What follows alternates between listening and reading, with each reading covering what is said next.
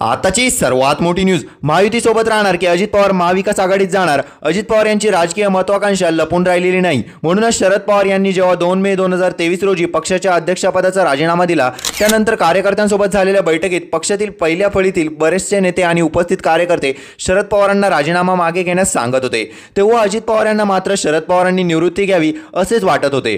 राष्ट्रवादी काँग्रेस पक्षाचा वारसा आपल्याकडेच असावा असा अजित पवारांचा आग्रह होता. परंतु शरद पवार अध्यक्षपदाचा राजीनामा मागे घेतला आणि तेव्हापासून अजित पवारांचा उठाव सुरू झाला. अजित पवारांनी पक्षाचा सूत्रधार होण्याची महत्त्वाकांक्षा पूर्णही केली. भाजप आणि एकनाथ शिंदे यांची शिवसेना यांचे सरकार येताच अजित पवारांनी एकनाथ शिंदेप्रमाणेच राष्ट्रवादीतील 40 आमदार फोडून महायुती सरकारमध्ये गेले. त्यानंतर निवडणूक आयोगाने अजित पवार गटाला राष्ट्रवादी काँग्रेस हे नाव आणि घड्याळ हे चिन्ह दिले. आता अजित पवार हे राष्ट्रवादी काँग्रेस पक्षाचे अधिकृत अध्यक्ष आहेत. 2019च्या विधानसभा निवडणुकीच्या निकालानंतर उद्धव ठाकरे यांनी शरद पवार यांच्या मदतीने भाजपला सत्तेपासून दूर ठेवण्यासाठी काँग्रेस आणि राष्ट्रवादी सोबत जाऊन महाविकास आघाडीचे सरकार स्थापन करण्याची रणनीती आखायला सुरुवात केली होती.